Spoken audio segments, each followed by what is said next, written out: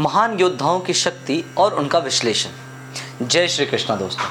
जैसा कि दोस्तों हमने पिछले वीडियो में देखा था किस तरह से दुर्योधन आचार्य द्रोणाचार्य को ताना मार रहा था। आज हम चर्चा करेंगे भगवत गीता के प्रथम अध्याय के चौथे श्लोक की। इस श्लोक में दुर्योधन पांडवों के महारथियों के नामों को गिनाता है जिनसे कि वो सबसे ज्यादा डरता था। यह वीडियो हमें सिखाएगा कि कैसे एक असुरक्षित मन दूसरों की ताकत को देखकर विचलित होता है। प्रथम अध्याय चौथा श्लोक। अत्र शूरा महेश्वासा भीम अर्जुन समायुधि युयुधानो विराटश्च द्रुपदश्च महारथ।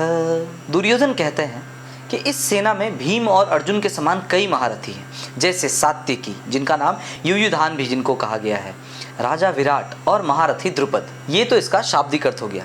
लेकिन दुर्योधन यहाँ सबसे पहले नाम भीम और अर्जुन का क्यों लेते हैं? क्योंकि उन्हें ये पता है कि पांडवों में सबसे अधिक बलशाली भीम और अर्जुन ही हैं। क्योंकि दुर्योधन को इनसे ही बचना था और सबसे पहले वो यही चाहता था कि किसी भी तरह से अगर ये पांडवों की सेना में से अगर ये मारे जाते हैं तो दुर्योधन के लिए जीत बिल्कुल आसान है। हालांकि वो ये भी कहता है कि पांडवों की सेना में उनके जैसे ही कई और महारथी हैं। यहाँ दुर्योधन का डर जो है वो साफ साफ दिख रहा है।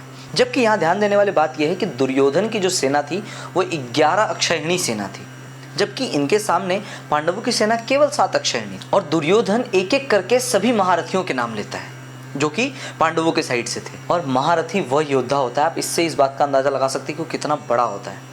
एक महारथी 10,000 धनुर्धारियों से लड़ सकता है। तो आप सोचो कि मतलब पांडवों के ओर से जितने भी महारथी थे वो सारे कितने बड़े और कितने विशाल होंगे। उनकी जो ताकत होगी कितनी ज़्यादा होगी, कितनी विशाल उनके पास ताकत होगी। और इसी चीज़ का तो दुर्योधन को डर था, जिस कारण से वो बिल्कुल बहुत परेशान था। इसलिए हमने देखा कि पिछले वाले श्लोक में दुर्योधन किस तरह से आचार्य को ताना मार रहा है। आज के जीवन में यह श्लोक हमें प्रतियोगिता और भय दोनों के बारे में सिखाता है। विच मीन्स इस श्लोक से आप कंपटीशन और फियर दोनों के बारे में जान सकते हैं। सबसे पहली चीज़ है दूसरों की ताकत का सम्मान। देखिए, दुर्योधन पांडवों के विरुद्ध खड़ा था, लेकिन इसके बावजूद भी उसने अपने सामने खड़ी हुई सेना, जो पांडवों की सेना थी, उनके जो महारथी थे, जो उनके बड़े बड़े दिग्गज प्रतिद्वंदी थे, उनके बारे में वो बातें कर रहे हैं। पहली चीज़ है दूसरों की ताकत का सम्मान करना।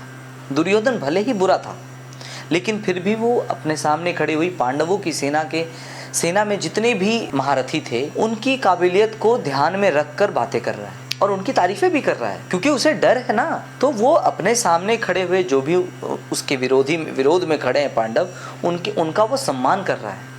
तो हमें भी ये चीज़ करना चाहिए। जब भी आप किसी ऐसी मुश्किल में पड़े तो आपके सामने जो भी हैं तो आप पहले उनकी ताकत को समझें और उनका सम्मान भी करें। एक सच्चा इंसान वही होता है जो दूसरों की बातों को भी समझे, उन्हें छोटा ना समझे। अक्सर होता है कि हम अपने सामने खड़े को कम आंकते हैं, ऐसा नहीं करना चाहिए। और दूसरा है डर। तो डर क्यों आया? क्योंकि दुर्योधन ने अपने ताकत को समझा ही नहीं। वो सामने खड़े पांडवों की ताकत को तो देख रहा है, उसमें देख रहा है कि कितने बड़े बड़े महारथी हैं, राजा विराट हैं, द्रुपद है, स्वयं अभिमन्यु है, खुद भीम है, अर्जुन है, नकुल है, सहदेव है, युधिष्ठिर है।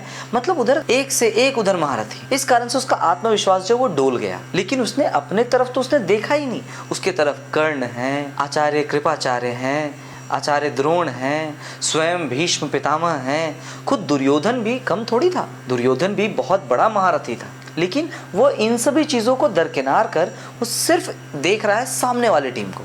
इस कारण से उसके अंदर डर जो है वो उत्पन्न हो गया। क्या आप भी इसी तरह से अपने सामने खड़ी हुई परिस्थितियों से या दूसरों की ताकत को देखकर घबराते हैं? अगर ऐसा है तो हमें ऐसा बिल्कुल नहीं करना चाहिए। हमें शांत रहना चाहिए और चीज़ों को समझना चाहिए।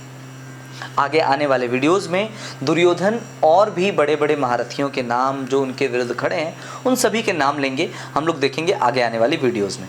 अगर आप अपने लाइफ में आत्मविश्वास को बढ़ाना चाहते हैं, कॉन्फिडेंस को बढ़ाना चाहते हैं, तो मेरी इस गीता सीरीज़ को ज़रूर देखिए, क्योंकि मैं इसमें भगवत गीता के समस्त श्लोकों को इसी तरह से आसान और ईजी वे में आप तक पहुँचाने का प्रयास कर रहा हूँ। तो आप इस वीडियो को अपने फ्रेंड्स और फैमिलीज़ के साथ शेयर ज़रूर करें और कमेंट में जय श्री कृष्णा ज़रूर लिखें।